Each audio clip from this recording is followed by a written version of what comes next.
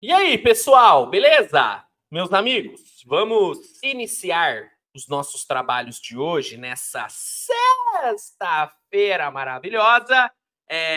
Vamos iniciar os nossos trabalhos falando sobre a rodada de ontem da NBA. Ontem, te falar, hein? Que rodada boa, hein? Que rodada boa. Tivemos muitos jogos bons, muitos jogos sendo decididos nos últimos segundos. Minnesota e Indiana foi assim. Kings e Spurs foi assim também. Bulls e Warriors. Denver Celtics, dá para dizer que também foi resolvido mesmo ali nas últimas posses. Então, cara, baita rodada. E nesse vídeo eu irei comentar sobre cada um dos jogos. Antes, deixa eu me apresentar para quem não me conhece.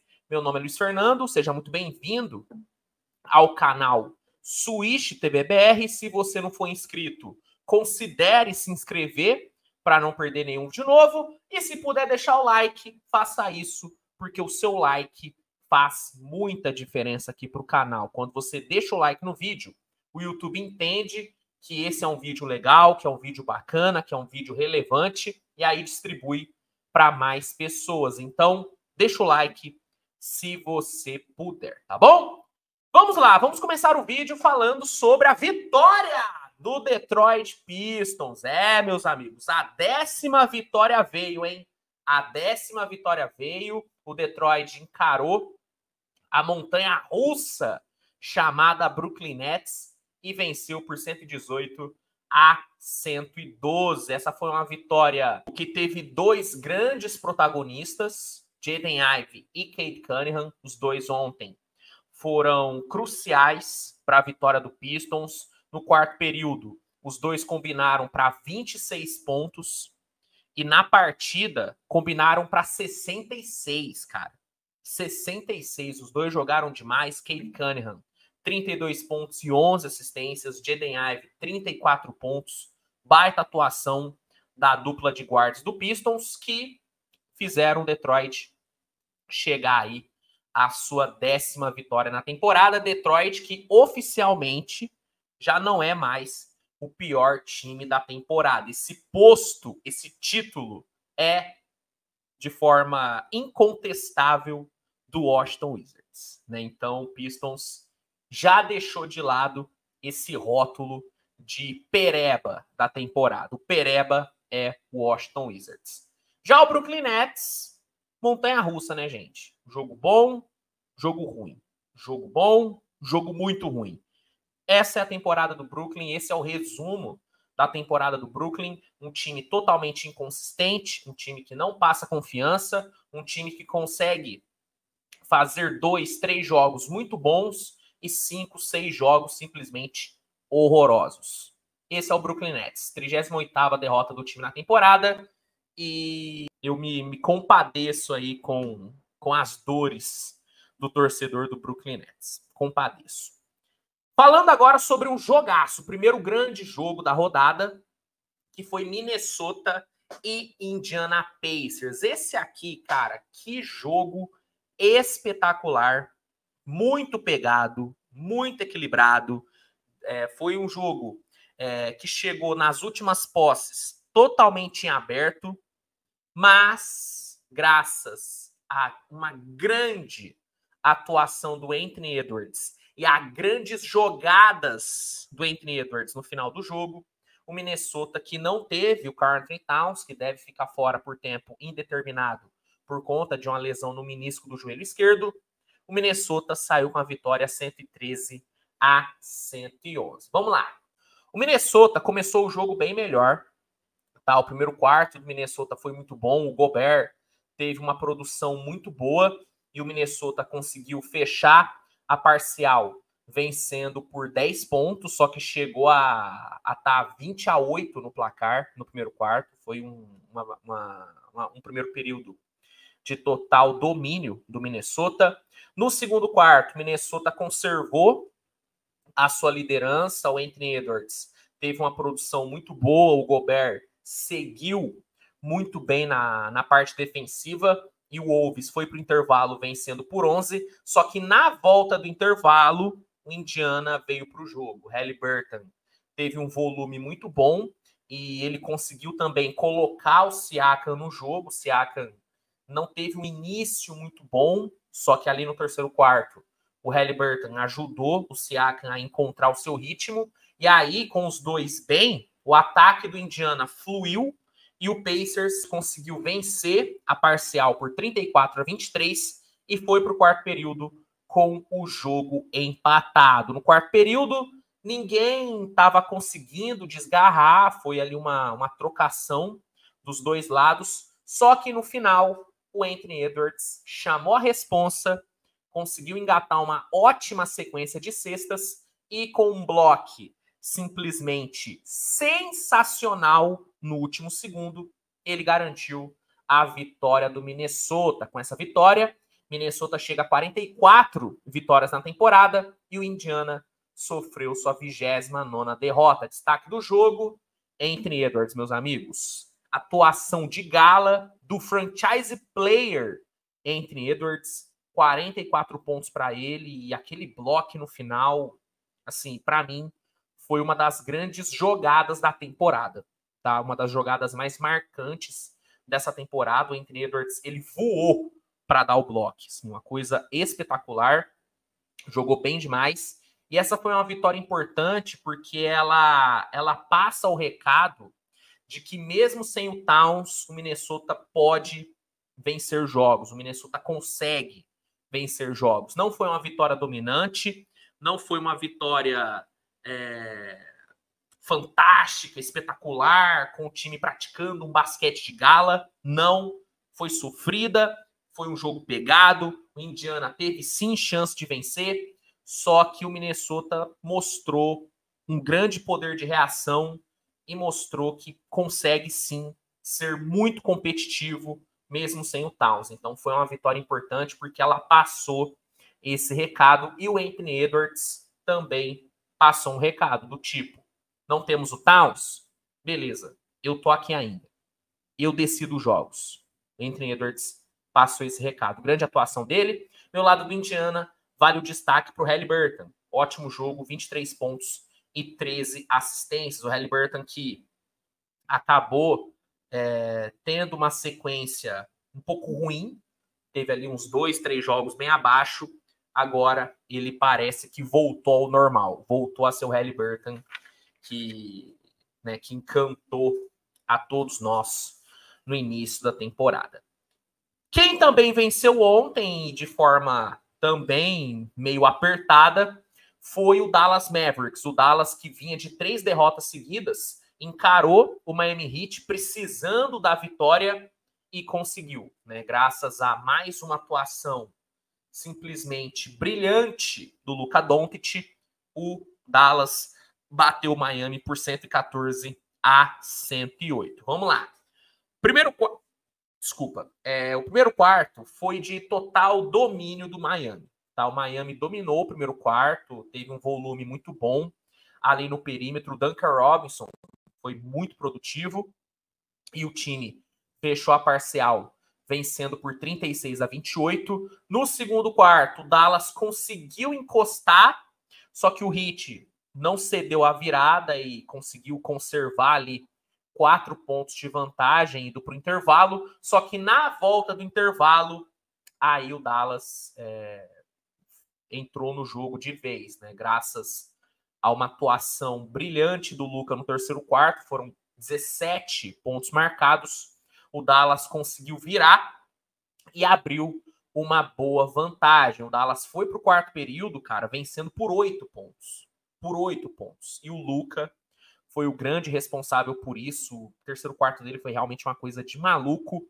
No quarto período, o Miami chegou a virar o jogo, tá? E conseguiu ali deixar a partida pau a pau. Só que graças ao Luka e a uma ótima ajuda que ele recebeu, tanto do Lively como do Exxon, o Dallas conseguiu retomar a liderança e garantiu uma grande vitória. Com essa vitória, o Dallas encerra a sua sequência de derrotas e chega à marca de 35 vitórias na temporada. Já Miami sofreu sua 27ª derrota.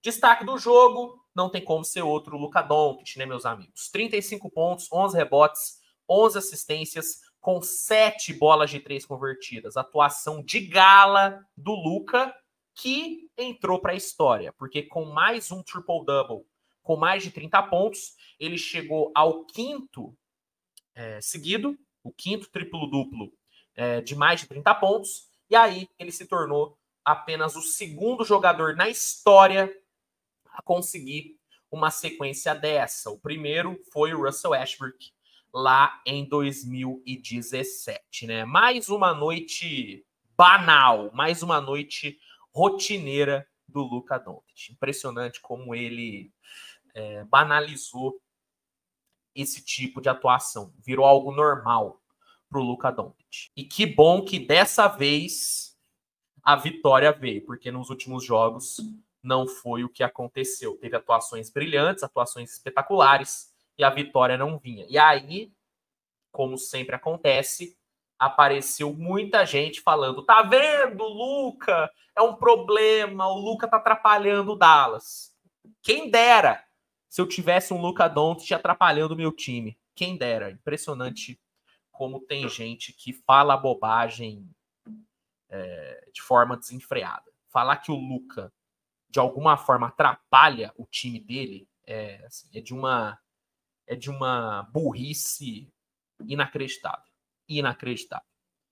Bom, seguindo, o Phoenix Suns encarou o Toronto Raptors e mesmo sofrendo mais do que deveria, o Phoenix Suns venceu por 120-113 sem o Devin Booker, Kobe, a Kevin Durant e ao Grayson Allen liderar o ataque. Os dois tiveram uma atuação excelente. Kevin Durant terminou o jogo com 35 pontos e o Grayson Allen com 26, com 8 bolas de 3 convertidas. Impressionante como o Grayson Allen tem chutado bem nessa temporada. É um dos melhores arremessadores de 3 nessa temporada. É impressionante o volume e a eficiência do Grayson Allen. Para além dos dois, vale também falar do Bradley Beal. Teve uma ótima participação, foram 20 pontos e 8 assistências para ele. Com essa vitória, o Phoenix chega a 37 na temporada e segue vivendo uma fase boa. É uma fase boa do Phoenix Suns. Já o Toronto Raptors chegou à sua 40ª derrota, mas teve o Immanuel Quickley flertando com um baita de um triple-double. Né? Não chegou a consumar o triple-double, mas terminou com 21 pontos, 9 rebotes e 18 assistências. Uma atuação realmente muito boa do Immanuel Quickley. Falando agora sobre mais um jogaço que tivemos ontem, Chicago Bulls e Golden State Warriors. O Bulls encarou o embalado Golden State lá no Chase Center e mais uma vez tendo o DeMar DeRozan brilhando no quarto período, o Bulls conseguiu a vitória, né? 125-122 foi o placar. Essa foi a terceira vitória seguida do Chicago Bulls. E detalhe, foi a primeira vez desde 2015 que o Bulls venceu o Warriors dentro da casa deles, né? Uma vitória realmente enorme do Chicago Bulls, que segue tentando ficar com campanha positiva. São 31 vitórias e 32 derrotas, mas o momento do Bulls realmente é muito bom. Já o Warriors sofre uma derrota depois de uma sequência muito boa de jogos, depois de uma grande vitória contra a Milwaukee. Era esperado que o Warriors vencesse o Bulls em casa. Não foi o que aconteceu. Bom, falando sobre o jogo, Golden State começou melhor a partida, né? O time teve ali um desempenho coletivo muito bom no primeiro quarto. 8 jogadores diferentes pontuaram na primeira parcial, e aí o Warriors fechou vencendo por 31-25, só que no segundo quarto o aproveitamento do Golden State caiu bastante. O time chutou 1 de 9 para 3 pontos no segundo quarto, tijolou tudo, e aí o Bulls conseguiu capitalizar bem em cima desse aproveitamento ruim do time no perímetro. O DeMar DeRozan explodiu para 14 pontos no segundo quarto, e aí Chicago conseguiu vencer a parcial e foi para o intervalo vencendo por 63-59. No terceiro quarto, tivemos ali muitas trocas de liderança até os últimos 3 minutos, onde o Chicago Bulls conseguiu desgarrar. O Bulls matou ali 3 bolas de 3 na reta final e foi para o quarto período vencendo por 10 pontos. Só que no começo do quarto período, o banco do Warriors foi muito bem.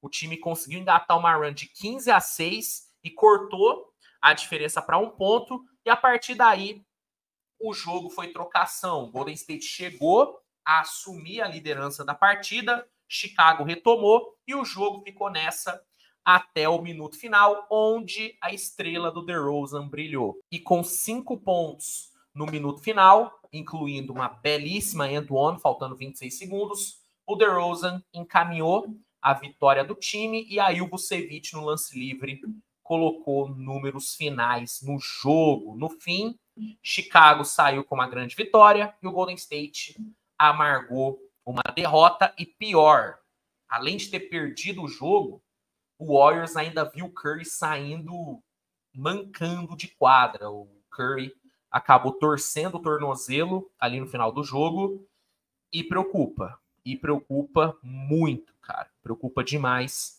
essa situação do Curry. Vamos torcer para não ser nada grave, mas o torcedor do Warriors ontem dormiu muito mais triste pela lesão do Curry do que pela derrota em si. Disso eu tenho total certeza. Destaque do Bulls, DeMar DeRozan, 33 pontos para ele e mais uma performance brilhante no quarto período. Vucevic também ajudou legal, foram 33 pontos e 11 rebotes para o Vucevic. Pelo lado do Golden State, destaques positivos, Draymond Green, triple-double para ele, 11 pontos, 10 rebotes e 12 assistências. Klay Thompson também foi muito bem, 25 pontos vindo do banco. Destaque negativo fica para o Curry, e não só pela lesão, mas a atuação do Curry foi bem ruim. 3 de 12 na bola de 3, 5 de 18 nos arremessos gerais.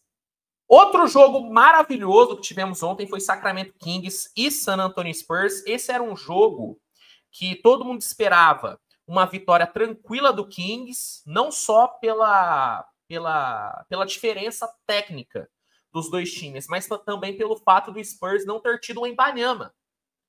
Então, assim, o Spurs, que já era um time pior, estava sem o seu melhor jogador. Então, esperávamos uma vitória tranquilíssima do Kings. Mas não foi o que aconteceu, cara. O Spurs fez jogo duro, o Devin Vassell teve uma atuação brilhante, e se não é o De'Aaron Fox explodindo para 17 pontos no quarto período, e se não é o Sabonis conseguindo uma big play ali no final, o Kings poderia ter perdido para o Spurs, cara. O Kings poderia ter perdido para o Spurs, o que seria uma das derrotas mais feias do Kings na temporada. Seria feio demais perder para o Spurs sem o Wembanyama. Mas não foi o que aconteceu. De'Aaron Fox e Sabonis salvaram a pátria e o Sacramento saiu com a sua 36ª vitória na temporada. Já San Antonio chegou à marca de 50 derrotas na temporada. Né? Destaques do Kings, Fox e Sabonis, né? Fox, 33 pontos, Sabonis, 31 pontos, 17 rebotes e 9 assistências. Grande jogo e vitória, suada do Sacramento Kings. Para fechar, meus amigos, vou só passar aqui por cima de Denver e Celtics. Eu não vou me aprofundar muito nesse jogo, porque eu já publiquei a análise completa da partida. Então, se você quiser conferir, né, uma análise aprofundada, uma análise específica desse jogo, tem vídeo no canal. Aqui, só aquela passada por cima. Denver venceu o Boston Celtics ontem por 115-109. Foi um jogo muito pegado, muito disputado, só que no fim venceu o melhor time. O Boston Celtics é o dono da melhor campanha da temporada. O Celtics é o melhor time da temporada. Só que o Denver é o melhor time da NBA. E ontem isso ficou muito claro. O Denver conseguiu fazer um jogo muito bom, um jogo muito sólido. Foi um jogo perfeito? Não. O perímetro do Denver ontem deixou muito a desejar. O primeiro tempo do Denver, apesar de ter ido para o intervalo vencendo ali por 62-54, Não foi um primeiro tempo maravilhoso, foi um primeiro tempo com problemas ali e tal. O Denver não teve resposta para o Jaylen Brown, que jantou a defesa do Denver com farofa. Então, não foi um jogo perfeito, longe disso, mas o Denver fez um jogo bom, sólido e o mais importante, fechou o jogo com muita maturidade. Apesar do Celtics ter colocado pressão no Denver ali no final, o Celtics chegou a cortar para 2 pontos, uma diferença que foi que chegou a ser de 11 no começo do quarto período. Apesar dessa pressão, o Denver não se desesperou e aí no fim fez o arroz com feijão, forte na defesa e colocou o Jokic em situações de isolation no post. Fez isso. Tanto que a jogada que matou o jogo foi uma jogada onde o Jokic chamou a marcação no post e achou um puta passe pro Aaron Gordon. Então, foi um jogo, cara, assim, muito coeso por parte do Denver e foi uma vitória que deixou muito claro que quando o Denver quer ganhar, ganha. Ganha. Mesmo enfrentando o melhor time da temporada, que não fez um jogo ruim, só que deixou a desejar em vários aspectos. Jaylen Brown fez um jogo excelente, 41 pontos para o Jaylen Brown, uma atuação assim brilhante, 14 rebotes. Porzingis teve bons momentos, foram 24 pontos e 12 rebotes, só que o perímetro do Celtics ontem foi horroroso, 28,9% para 3. Não existe para esse Celtics. Não tem como esse Celtics vencer chutando tão mal para 3, porque é um time que vive e morre pela bola de 3, então esse aproveitamento é inviável. Derek White, muito abaixo.